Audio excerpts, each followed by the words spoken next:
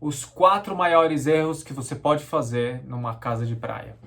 Meu nome é Marcelo Mello, eu sou especialista em arquitetura sustentável e eu estou aqui para ajudar você a construir uma casa sustentável e de maneira saudável. Eu falo, inclusive, para os nossos clientes tomarem muito cuidado com a questão número 4 que eu vou passar para vocês. Primeira questão é que quando você vai construir uma casa de praia, acontece que praia, a gente sabe que já são lugares em que a natureza ela é soberba, então quando a gente vai para a praia a gente quer participar mais da natureza, então a gente vai para a praia, se banha no mar, às vezes está próximo, né, de uma floresta, ou a gente quer ter mais contato com a natureza em si. Só que tem algumas questões específicas que acontecem no litoral, né? Então quando a gente for construir uma casa de praia, a gente tem que entender o clima do litoral. A primeira questão que a gente tem que entender na hora da construção é que existe muita umidade num clima litoral. Quando a gente imagina uma casa de praia, tem algumas questões que a gente tem que levar em consideração. Imagina assim, a par das pessoas que moram na praia já, porque vivem já na cidade de praia, a casa de praia, ela acaba sendo uma casa de veraneio, né? E para uma casa que não vai ser ocupada 100% do tempo, tem que ter muito cuidado na hora de fazer um investimento, né? Muito cuidado porque você está basicamente comprando uma segunda residência, que você não vai ter usufruto total, mas quando você tiver usufruto, né? Quando você for para a praia e quiser aproveitar, ela tem que ter as características necessárias para você conseguir o descanso que você queria, para que isso seja até possivelmente rentável para você, no longo prazo. A primeira coisa que a gente tem que entender é que o clima litorâneo tem muita umidade, muita umidade. E o que isso, né, impacta, né, quando a gente for fazer uma casa, né? Pode impactar em duas questões. Uma é na saúde do espaço, na saúde, que isso vai representar uma saúde, um ganho ou uma perda da sua saúde, principalmente respiratória, porque altos níveis de umidade podem ocasionar mofo, proliferação de ácaros. Então, a sua casa tem que estar, primeira questão, muito bem ventilada. Hoje em dia existem softwares que calculam para saber se o seu nível de ventilação está adequado ou não. Não é uma coisa de você olhar para a casa e falar assim, eu acho que tudo bem, acho que não vai dar mofo, acho que esses achos normalmente dão errado e quando você for ver, a tua casa já está embolorada, você vai ter que passar por uma reforma, enfim, vai acabar não funcionando. Você tem que estar atento a níveis de ventilação natural, né? Janelas com uma possibilidade de abertura grande, né? Para ter bastante vento, para trocar bastante o ar, para não deixar aquele ar muito úmido parado. Segunda questão, os móveis, né? Tem que ter um certo cuidado. Os armários têm que ter ventilação, então normalmente não faz armário totalmente fechado, porque vai ficar tudo embolorado. Você vai terminar do seu uso do fim de semana, algo assim, vai fechar o armário, ele vai ficar 5, 6 dias, né, ou até meses fechado, com aquele mofo proliferando. Então, assim, o ideal é estar sempre tudo muito bem ventilado. E os banheiros também é muito importante ter uma janela boa para você ter essa grande ventilação. Porque banheiro fechado vai dar mofo e não tem jeito, gente. Vai dar mofo e você vai ter que conviver com aquele mofo toda vez que você for usar a casa. Então, a ideia é sempre ter muita ventilação. Segunda questão é que quando a gente está pensando em casa, muitas vezes a casa está sobre o terreno, só que tem muitas vezes muita umidade no próprio terreno, né? Às vezes vai ter um banco de areia, às vezes pode ser até uma terra, uma coisa mais terrosa, né? O que a gente fala que é mais argiloso, mas muitas vezes tem muita umidade no próprio chão. O que acontece quando a gente faz o piso assentado já direto no chão, né? Tem aquela camadinha de areia, a gente já coloca o piso em cima. Quando chove ou quando tem alguma questão que tem um lençol freático aflorado, essa umidade fica naquela areia e vai penetrar, né? Vai subir no seu piso e vai acabar tendo problema de infiltração no piso, o piso vai ficar feio, e começa a dar bolor também nas paredes, no canto das paredes, né, no piso, vai acabar destruindo o rodapé. Se for piso de madeira, então nem se fala, melhor nem colocar quando for assentado. Então, a dica que eu dou é sempre, quando você for construir uma casa na praia, sempre pensar num nível um pouco mais elevado, né? Você coloca uma escadinha, deixa um caixão, a gente chama de caixão perdido, que é um espaço vazio mesmo, faz um piso flutuante mesmo por cima da areia.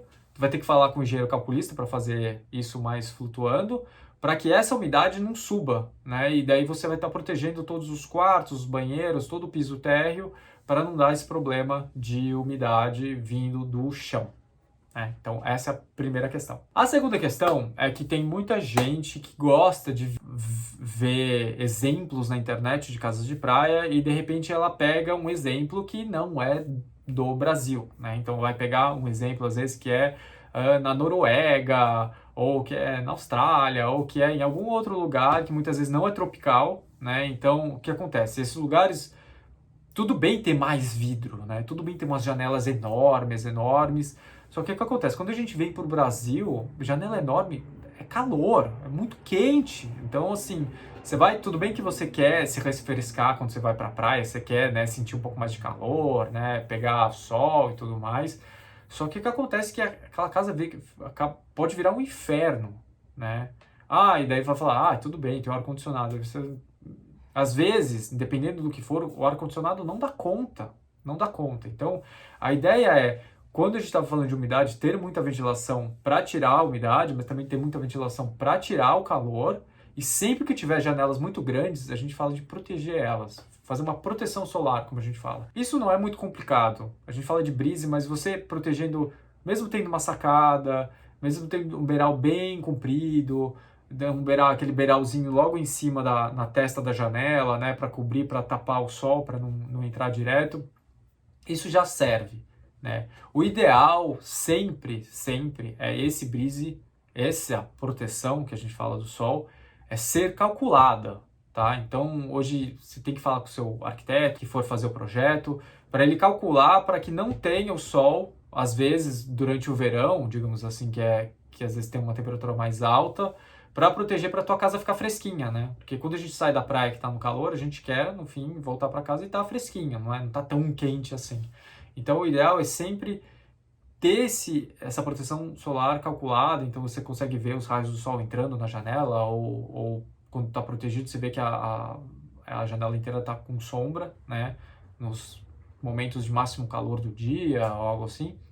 Então, é sempre bom você pedir para o teu arquiteto calcular isso, ou, quiçá, contratar um consultor para fazer esses cálculos. Então, é sempre importante, porque senão você vai sofrer, ou você vai ter o ar-condicionado no máximo, e muitas vezes o ar-condicionado não vai dar conta, você vai ficar sofrendo com aquilo lá o resto da vida, ou até você querer fazer uma outra reforma. Mas, assim, ninguém quer fazer reforma na casa pronta, né? Vamos combinar. A terceira questão é também sobre calor, que é a cor das paredes, principalmente do lado de fora. O que acontece? As pessoas acham, assim, legal, né, usar uma cor muito escura na parede, que parece uma arquitetura nórdica, uma arquitetura, assim, fina, algo assim. Só que a gente está num clima tropical, gente. É tropical, o Brasil inteiro é tropical, então, assim, mesmo lá no sul do país, vai fazer muito calor. Então, assim, e daí o que acontece? Quando você coloca a parede preta do lado de fora, a parede preta, a cor preta, ela absorve muito mais calor do que uma cor mais clara. Para vocês terem uma noção de proporção, a cor branca, ela repele 80% da radiação do Sol. Quer dizer, do calor que vem do Sol, ela repele 80%. Sabe quanto preto repele? 5. Então, assim, não dá pra gente comparar uma cor clara com uma cor escura. Não dá. Então, o que eu falo é sempre assim, use cor clara. É simples assim, o branco é o novo preto da roupagem das casas. Então, assim, pensa assim, você vai de camiseta preta na praia, no alto verão, ninguém vai. Hoje eu tô usando camiseta preta porque tá um clima mais tranquilo, mas assim, eu tô dentro de casa, não tô fora. Então, assim, você tá lá no sol, você não vai querer uma camiseta preta. Você vai fritar, entendeu? Você quer uma camiseta branca, por quê? Porque repele mais, porque é mais fresquinha. Então, assim, com a casa é a mesma coisa. Então, a gente tem que pintar branco. Agora, se você quer muito, uma cor muito escura, usar tijolos, usar coisas que são mais escuras, o conselho que eu te dou, assim, primeiro, não use. Segundo, se for usar, protege, então.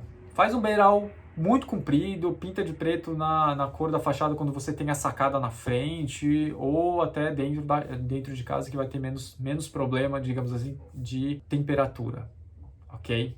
Então essa é a dica que eu dou, e a gente vai agora para a quarta, que é, gente, complicado. A quarta questão, gente, chegando agora no fim, ela é quase filosófica. Ela é quase filosófica por quê? Porque quando a gente pensa numa casa de praia, quando a gente imagina uma casa de praia, a gente já tem, né, uma imagem feita na nossa cabeça. Já se cria por conta de filme, por conta de nossa experiência.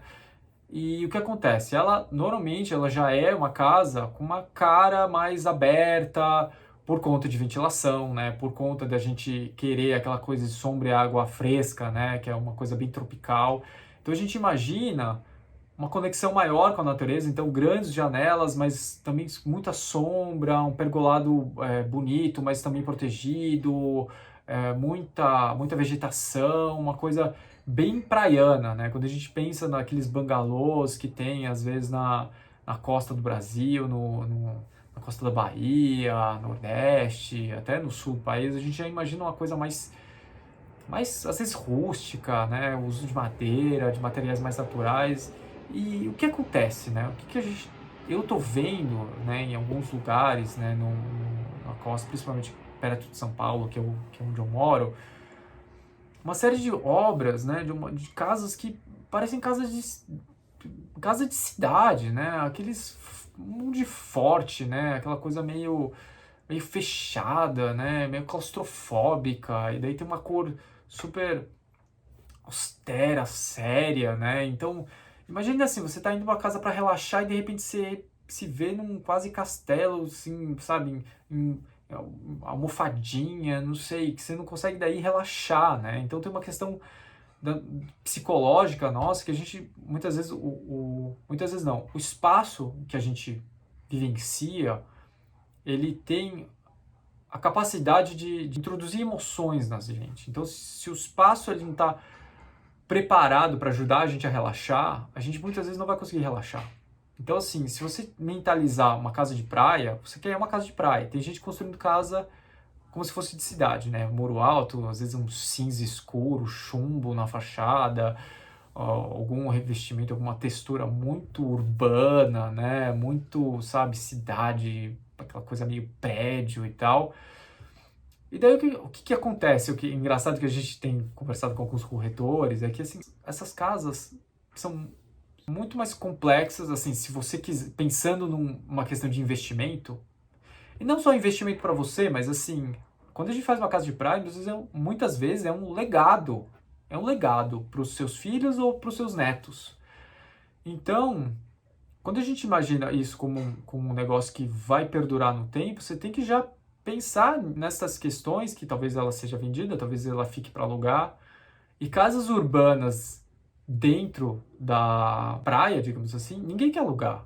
Ela não tem ela tem um charme de cidade, mas não é um charme de praia. Quando a pessoa mentaliza ir para praia, ela quer aquela coisa do terraço, né? Essas coisas mais rústicas, imaginando uma coisa meio mais relaxada, entendeu? Sem tanta formalidade. Então tem essa questão que é muito importante a gente colocar no projeto, entendeu? No projeto e na execução da obra, então até no uso de materiais e tais. Então é importante a gente sempre pensar em mentalizar uma casa de praia quando a gente for executar uma casa de praia. Parece óbvio, mas eu tô vendo que não é tão óbvio quando a gente circula aí nas cidades do litoral, ok? Gente, é isso por hoje. Obrigado. Dá um like aqui no vídeo se você gostou. Se inscreva no canal. Eu vou dar um monte de dicas sobre arquitetura sustentável e sobre arquitetura saudável também, porque uma coisa sempre está vinculada à outra. Se é boa para você, é boa para o planeta. Se você quiser me achar no Instagram, é Arquio_, ARQIO_. Lá eu consigo conversar com as pessoas nos stories, a gente faz caixinha de pergunta, responde dúvidas, pessoas que querem ter uma casa mais sustentável, que seja para construir do zero, para reformar. E é isso por hoje, gente. Obrigado.